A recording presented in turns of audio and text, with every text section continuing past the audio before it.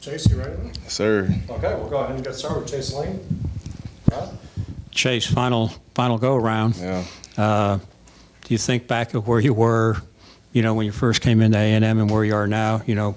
What's going through your mind of what you're trying to accomplish this year?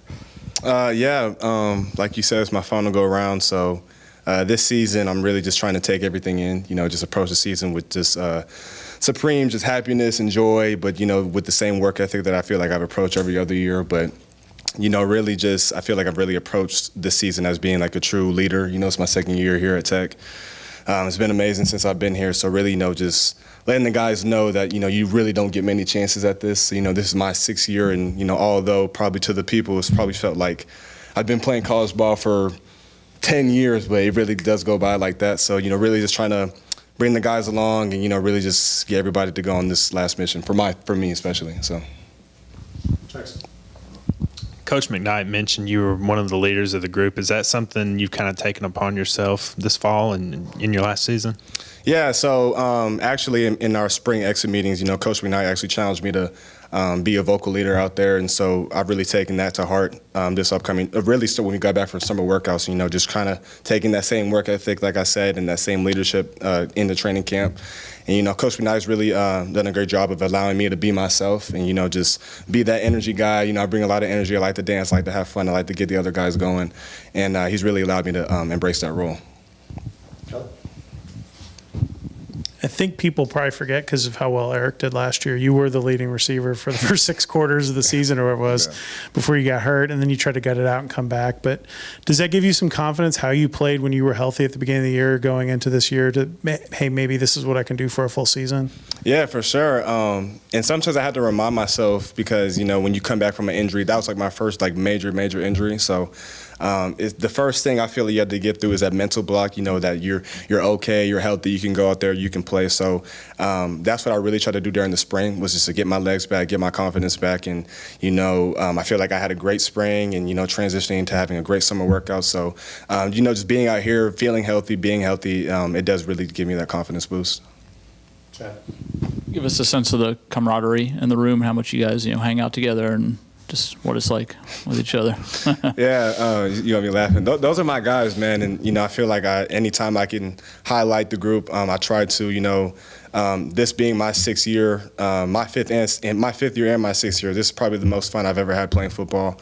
Just the guys we have in that room, they make it fun to come to work each day. And, it's really nice when you have that camaraderie with the guys like you mentioned. And, we're always doing everything together, whether we're working out together on the weekends, whether we're hanging out on the weekends, coming here, we're up here talking, watching film. We always try to stay together. And it's kind of cool when it feels natural. It doesn't feel forced. And it was like that when I got here from day one. I'll do a follow-up. What's the big hangout activity? It's really now that the new college football games came out. That's really been our main hobby. Whenever we get some free time, we don't really have a lot of free time. But when we do get those off days, we're going to somebody's apartment and we're hopping on the game and everybody's in the apartment and everyone's talking and jarring back and forth between each other. But I think you didn't ask this, but that's probably going to be the main thing I miss. Once I'm done playing here. Chase, I talked to Leo about the guest speakers that Coach Key has brought in this summer going into the fall. Anything about a player like Brandon Marshall or the people in the military that resonated with you and you take to this summer into the fall? I'll give you answers on both. So with Brandon Marshall, and this is why I just love being at Tech, man. So before he even spoke to us, Coach Key called me up to his office.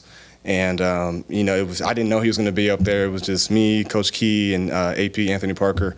And when I was walking up from the elevator, I saw him. I was like, oh, snap. So it's Brandon Marshall, NFL legend.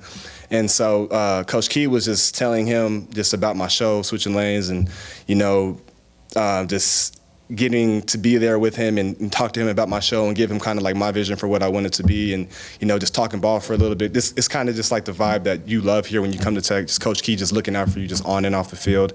And then when we got to see him actually speak in the team meeting, it was just, just dropping gems, just being an NFL Hall of Fame wide receiver, potential Hall of Fame wide receiver, just seeing his thought process, his work ethic, and having coaches who had been around him while he was at UCF just kind of chime into that. And, that was a lot to take in. And then with the two men that came from the Marines, they you know, at first, you know, you're sitting there, they're in these suits, and then they get up and they start talking. You're just like, okay, like, these guys are the real deal. And so, you know, just hearing their message and kind of just seeing how, in the grand scheme of things, is not, you know, football isn't life or death, but just kind of seeing the similarities to how we can approach our everyday, just daily practice habits. So that was cool. With the talent you have at the 3 wideout positions, plus now also the tight end room is really improved. You know, what kind of matchups and problems is that going to cause for your opponent's secondaries? Yeah, it's gonna cause a lot of problems, I feel like. You know, Coach Faulkner's done a tremendous job of creating matchups for each guy. You know, we all bring a different kind of skill set to the equation. So just kind of seeing it in practice with all the different motions we have and all the new plays that we've put in and all the new checks we've put in, just Coach Faulkner's done a great job of putting guys in the correct places for them to be able to make plays. So I'm looking forward to that. You've expanded. You always have been kind of working in the media a little bit on the side and stuff when you were at A&M, and then now you've expanded that a lot more since you got to Tech. How has that been for you, and has that been one of the side benefits of coming here, that there's been some opportunities to maybe do things that you didn't get an opportunity to do at A&M? Yeah, for sure. So, you know, just kind of just like what I was saying earlier, just the kind of culture that Coach Key and, you know, and his staff have created here, they've really put me in position, and Mike Flynn especially, you know. They put me in position that, you know, it's always kind of been like a dream to do, but then, you know, they kind of just gave me the keys and was like, hey, like, if you want to do this, you can do it. So I've really taken that to heart, and like you said, A&M, they gave me opportunities, but nothing like I've experienced here at Georgia Tech, and I'm forever grateful for that. Anything else? All right, appreciate you. Appreciate y'all. Thank you. Now I'm going to have to show my kids your they're going to be so impressed.